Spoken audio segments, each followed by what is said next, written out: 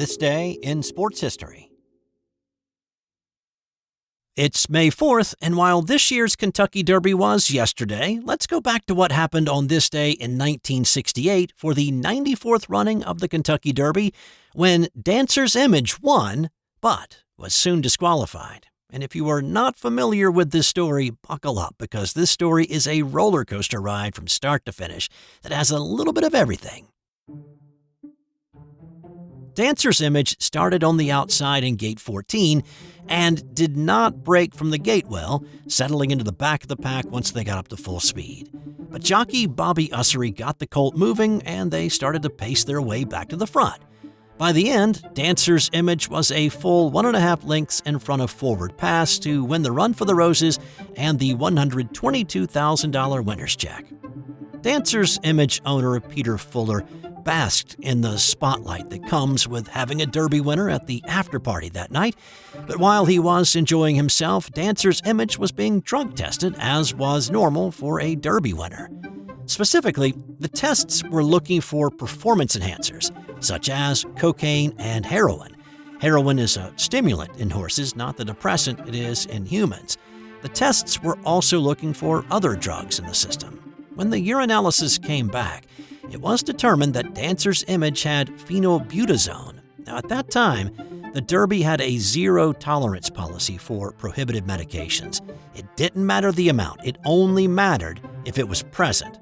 Phenylbutazone was on the list of banned substances, but there are a few things more to know about this before passing any judgment. First, it was not illegal for a horse to take phenylbutazone, which is an antihistamine and a pain reliever in horses.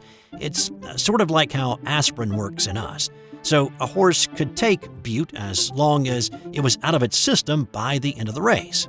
Dancer's Image trainer said he had given the colt bute about a week prior to the race. Now, in most cases, a horse will pass it out of the system by that point, but it is possible that the horse didn't metabolize it quickly enough. Now remember, it did not matter the amount.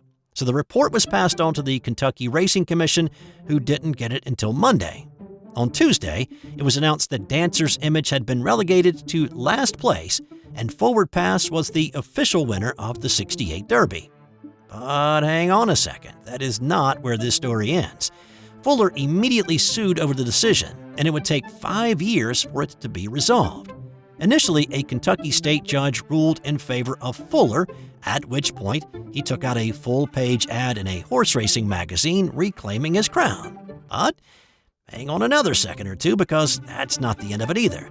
The Kentucky State Racing Commission appealed the decision, and they won, meaning Forward Pass was back to being the official winner.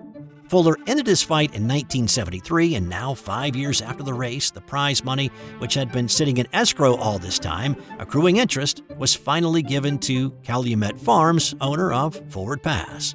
Ha! But you think that's the end of the story? No, it is not. Well, in terms of who the official winner is, it is complete. But Fuller wondered if something janky was actually going on. You see, Fuller was a horse owner from the Northeast who was a supporter of civil rights. This is 1968, and not all of Kentucky's citizens were supporters of the civil rights movement.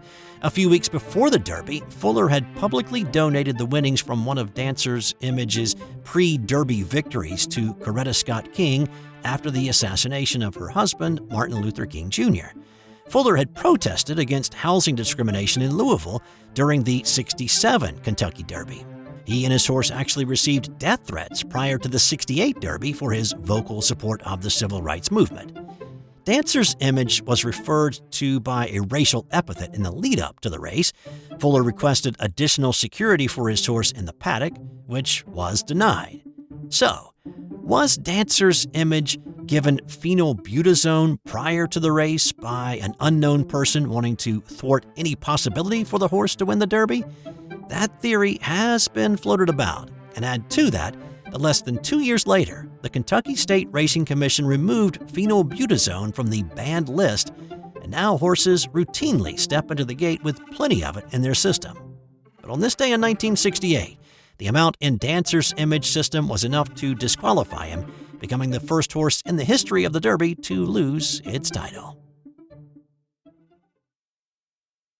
This episode is brought to you by the Sterling Soap Company. Sterling Soap is 100% natural, and with a variety of bath soaps, shave soaps, beard balm, lotions, cologne, and many more personal care products in a large variety of scents, you're sure to find something that's perfect for you or that special someone in your life. Check them out at sterlingsoap.com. This year's PGA Championship will be played at Quail Hollow Country Club in Charlotte, but let's go back to what happened on this day in 2003, when golfer David Toms dominated the inaugural Wachovia Championship at Quail Hollow. In fact, Toms played so well through the 4 days that even a Snowman quadruple bogey 8 on the final hole could not derail his victory. He still won by 2 shots over Robert Gomez. On this day in 1984, Dave Kingman hit a fly ball that never came down. Kingman was known for hitting monster shots and tape measure home runs, but this one was a little bit different. Kingman was playing with the Oakland A's at the time, and the A's were on the road at Minnesota. Kingman's fly ball climbed all the way to the fiberglass fabric roof 186 feet into the air and disappeared into a drainage hole. Now, there were not any ground rules that stipulated for such an instance, so while the umpiring crew consulted with one another, check this out. The Twins decided to see if they could get away with something. As one player ducked away, first baseman Mickey Hatcher pickpocketed a ball from the home plate ump and slammed it on the ground as if it had actually fallen from the roof. He tagged out Kingman in hopes that the umpires would buy it and call him out. Well, the umpires were not fooled, and eventually decided it would be a ground rule double. They played the rest of the game, and the ball never dropped out of the ceiling. A Metrodome staffer went up the next day and retrieved the ball.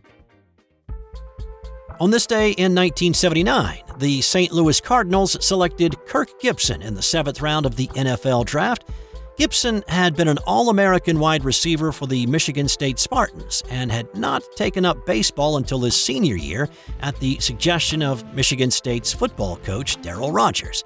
In his 1 year of college baseball, he hit .390 with 16 homers.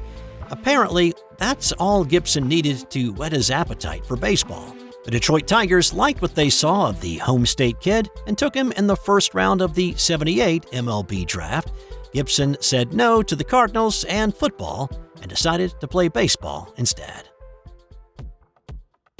On this day in 1968, the Pittsburgh Pipers won the first ABA championship with a 122-113 win over the New Orleans Buccaneers.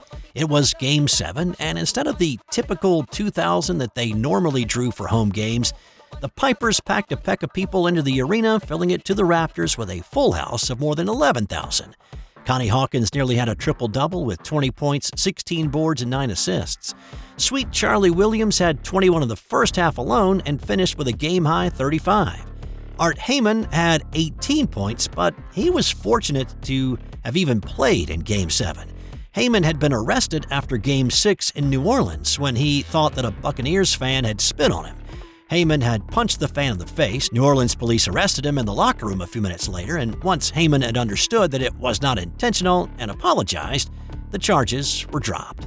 As weird as the ABA was when it existed, one of the weirdest things that happened is that the Pipers, after winning the inaugural ABA championship, relocated to Minnesota the following year.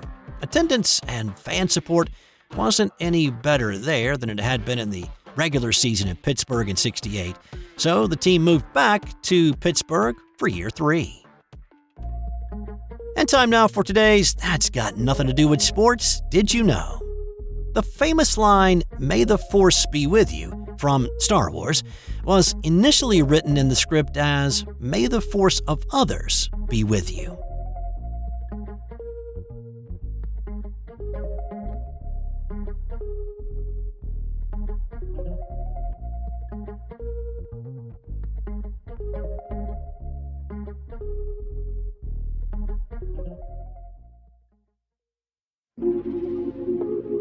This has been an original Thrive Suite production.